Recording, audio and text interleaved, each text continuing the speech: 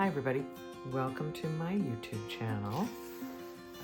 I haven't done a walkthrough of this journal that I'm currently working on in a long time, so I thought I would walk through it. I have been working a lot in acrylic gouache, and this is my current main palette, which I really like. I got one of those little, I don't have it with me right now, it's downstairs, but I have a little box and I've actually filled all the wells and it's airtight, so it really allows me to kind of dip into these colors pretty easily and consistently. And I even took it on a trip and it traveled fine. I mean, it's getting a little crusty, but I've been just wiping it off and continuing on, and I'm really loving it. So I definitely recommend these colors. I think there's a vibrancy and the opaqueness makes it really fun to play. So that's my current palette.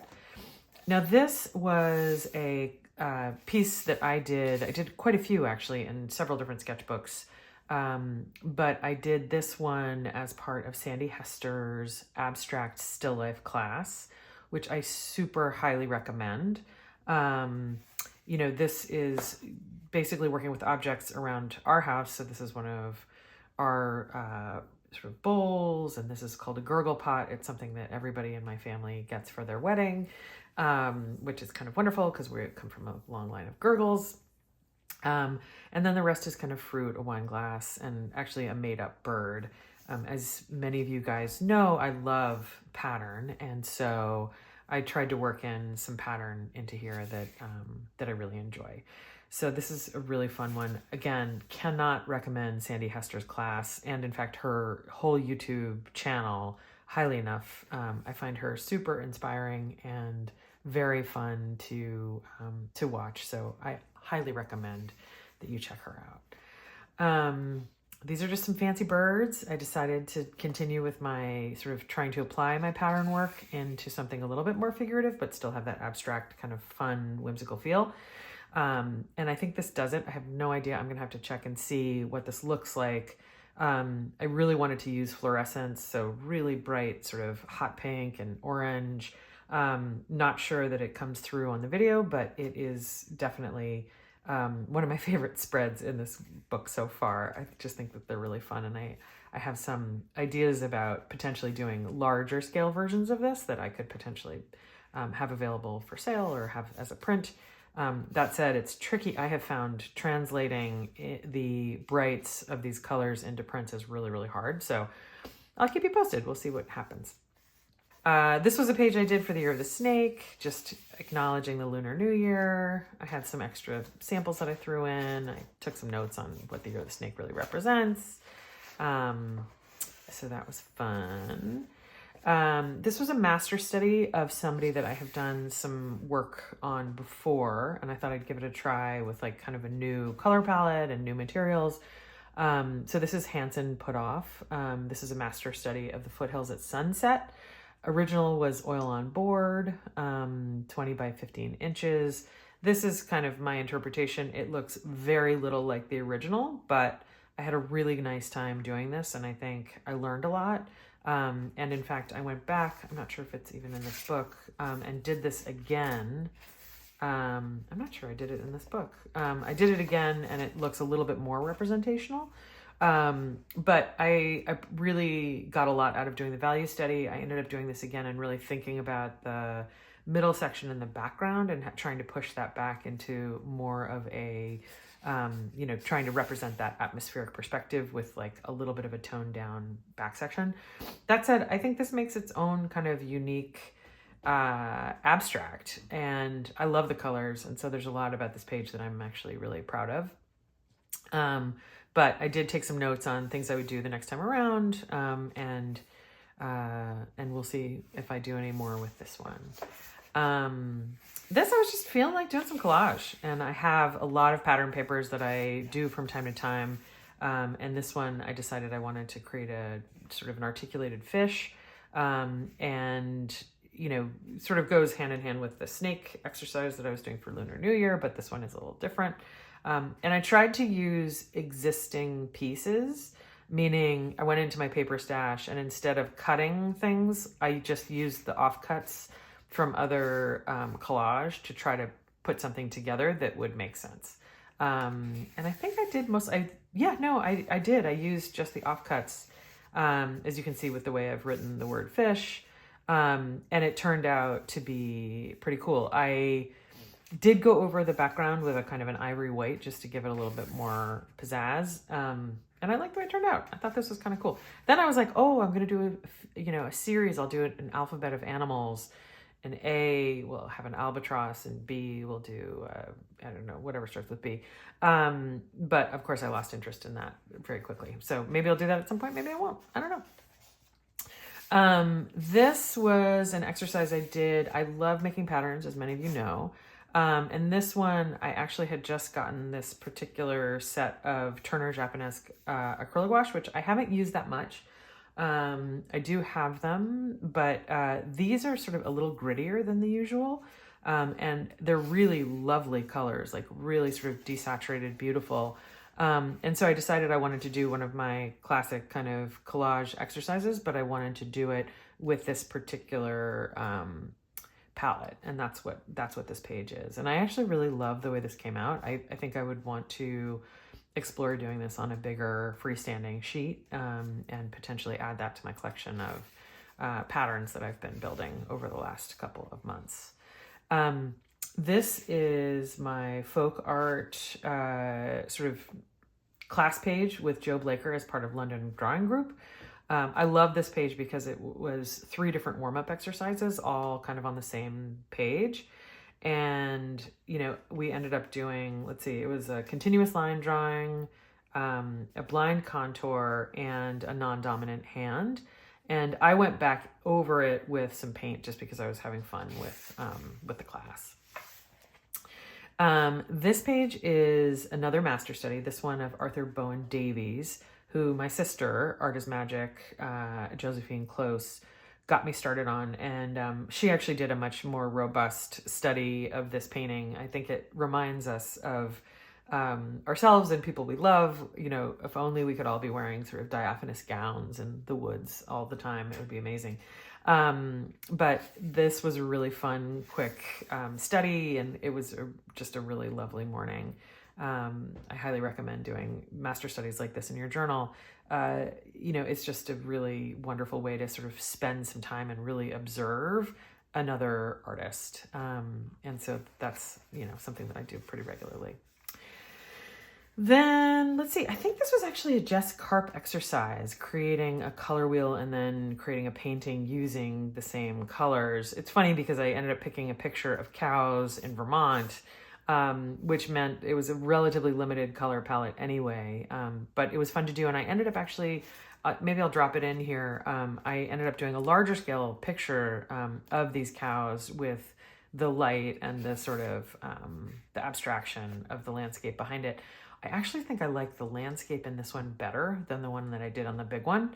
And there's something about the sort of little bits of white that are showing through that kind of add to that sense of light.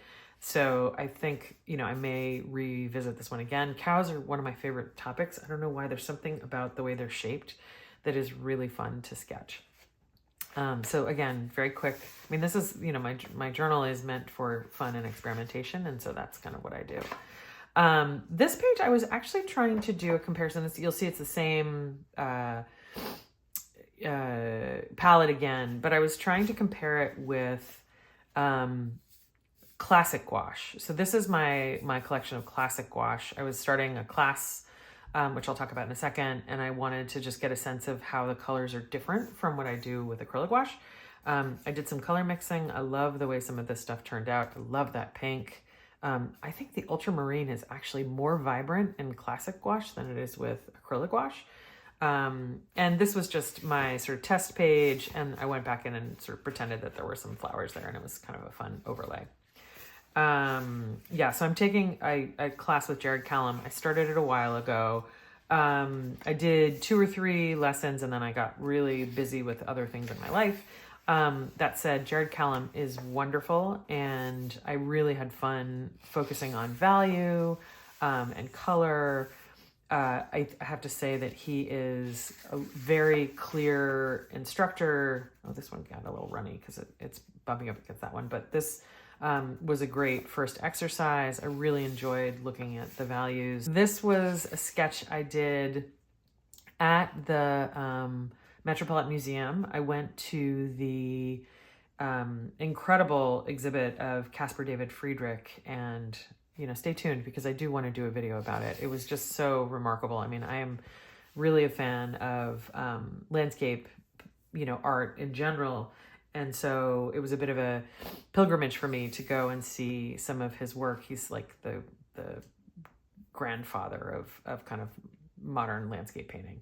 I mean, as you can see by this perspective, it's like straight out of social media. It's so funny. I mean, this view, this romantic view staring off into the vast expanse of crazy, mountains and stuff is so modern. It's so interesting.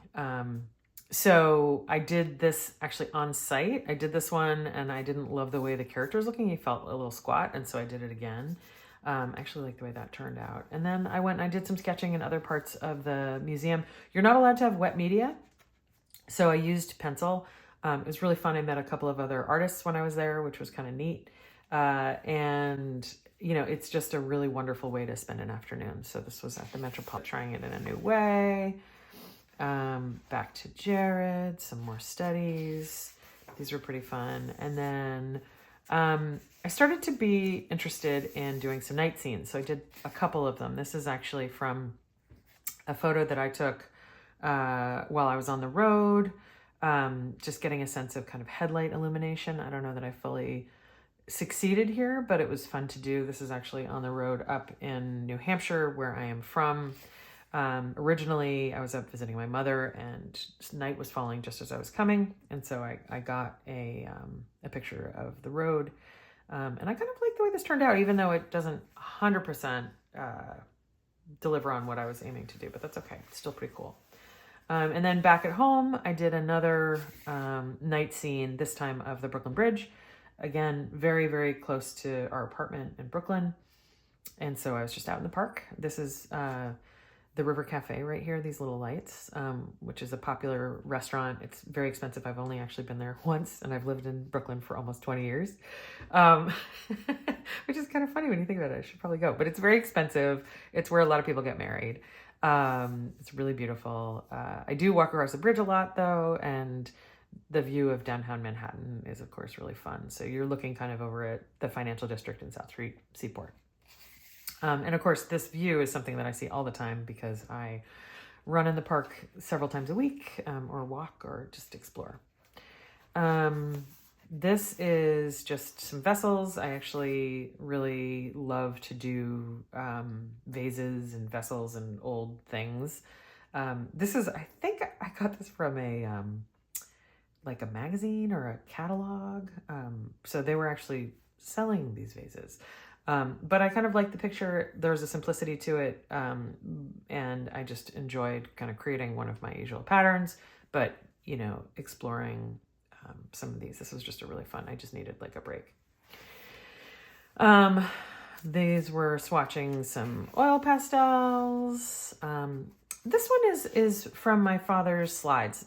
If you follow me on Instagram, you know that I have been in a long-term process of digitizing some of my father's slides. He died in 2019, and left behind an incredible collection of photographs and slides. And he was a very active photographer in his lifetime. And so I've been going through them, and actually, I've gotten rid of quite a bit just because we don't have the space, but I've been able to kind of keep quite a few, and it's fun to go back and try to just remember some of our family trips and some of the things we've done, but also to kind of recreate some of the things he saw in the 70s and the 80s, 60s, even the 50s. He had a lot of photographs from, he did a school exchange program to Poland in the 50s. It's incredible. So trying to kind of explore some of those as reference and create some original work out of that is kind of fun. And it makes me feel more connected to him. So this is maybe it's not the most perfect painting, but I had a really good time doing it and thinking about my dad. I went out to go skiing with a friend in Deer Valley, which I've been to Utah a lot. I've been skiing. I usually go to Alta. Deer Valley was incredible. It was really nice and very luxurious. And while I was there, we made art together. So this is just a picture of the hotel we were in. This is my friend Lucy. We did blind contours of each other, and it was really fun. This was a 90-second exercise. Did some spreads in the evenings just because it was kind of fun and relaxing. This was a exercise I learned on Creative Bug ages ago. But I really love Creative Bug. There's more of that in here, and I think you guys might enjoy checking it out if you're looking for inspiration. Creative Bug has so much good stuff, and this is not sponsored. It's just fun. I was also, so that's actually from a photograph that I took. Stein's Way was one of the runs. I did some cutouts, and then the hotel we stayed in actually had a pretty incredible art collection. And so this was from a series of prints like across from the elevator. And I loved some of the kind of exploration. This is done with marker. It's not fancy. The artist is named Philip Good. It's called Unexpected Company, and it's two fishermen coming upon a bear. So very fun to just explore that. And then this page, I really enjoyed this. We did this, not difficult run, but really fun. Something called the Green Monster, which goes from the very top to the very bottom. It's one of the longest runs in Utah or maybe North America. I'm not sure. Little icy, but very beautiful. And so we stopped a lot and I took a lot of photographs. And this is one of the little pit stops we took. And I just thought it made a really nice landscape. Yeah. Then back at home, again, one of my father's photographs. This is the town I grew up in. It's called Harrisville. It's in New Hampshire. Beautiful, beautiful town. Very kind of low key, incredible general store up there. And of course, Harrisville Designs, which is for anybody who's interested in weaving or knitting or crochet, one of the great pilgrimages you could potentially organize and do. So I just took one of his photographs. It had a nice reflection of the pond up in town. It actually feeds into this old mill that's been, kind of repurposed. It no longer is a working mill, but it has a lot of other incredible things like Harrisville Designs, and just took some time to remember there. And I love the little library, the church where they do community dinners and events and things. So this was a fun exercise too. Again, thinking about my father. Another from my father's. So this one is, I think this is probably in Jaffrey, the original photograph. And, it's kind of a marshy area. I wanted it to be kind of loose and abstract. And I think that's what I got to. This is probably my least favorite page. I was really excited about this picture I took of a seagull. I don't think it accomplished what I wanted to do. It feels too rigid, too stiff. I don't know. Maybe it'll grow on me. I'll check it out. So this was just a view from our first lunch in Florida. We went to Key Biscayne and had a really lovely time. This is the view on the beach. I wanted it to be kind of loose and sketchy, and I think I accomplished that. You get a sense of the windy, the windiness of the beach, which was very windy, and it was really fun. This was the view from our hotel room. You can see there were two pools and the ocean. We were spoiled. And I kind of just enjoyed playing with the organic shapes of the trees and, just pulling in some interesting color. This is unfinished, but I do think I'm going to come back and do it. We took up a bike, multiple bikes, and rode our bikes down to look at the old lighthouse. And on the way, we stopped at this place called No Name Harbor, which is just a so enchanting little corner of the world. Very quiet. We were right off of Miami, but you felt like you were in a different world. There's a little restaurant down there where everyone's eating fresh fish. I did a quick sketch, which, just trying to get a sense. I don't usually do boats. I'm sort of like not that into boats. I love riding on a boat for sure, but painting boats, I always find a little bit, I don't know, I guess the word is twee. I've seen that on Landscape Art Club. They always talk about that. It feels a little pat, a little like whatever, but I don't know. I was there. They looked inspiring. Maybe I'm too hard on boats. So we're going to give it a try. The next day I went to this place called Vizcaya, which is kind of this amazing mansion south of Miami. The owner, actually was a sort of longtime bachelor. He lived alone in this giant place. This is actually the casino, which is just a freestanding space in the garden where I think he used to host parties. It has a real Gatsby-esque feel to it. Just this giant, incredible place. And I had fun making this because it just reminded me of my little visit to this remarkable house, really. We went down to Key West. We were super busy with bikes and exploring. And so this is as far as I got, but I might make more. This is basically just a view of the sort of beach behind our hotel, which was kind of on the bay side. And I can add something there at some point. And then I think this is when I got back. I've been working on this big project. I'll share it with you guys soon. But I wanted to kind of do a color comparison between acrylic gouache and acrylic because I'm working on a big canvas, so I'm using acrylic. So if you go in pairs, basically it's the acrylic gouache compared with acrylic. It's not a perfect match. I didn't have the perfect combination of colors, but I'm kind of getting a sense. And then I did throw in some watercolors in the small dots because I wanted to see how the colors compared with my watercolor collection. And so this is kind of a fun page because it kind of breaks down all the different media that I mainly use. And so I did that just a couple days ago. And then this is the main page. This is kind of a color study of a larger canvas that I'm working on. This is, I actually did the first rough sketch. I've done this view many times. I'm actually looking at it right now out my window. And so I've kind of played with it over the years in different ways. But this is kind of the perspective and the look that I'm kind of going for.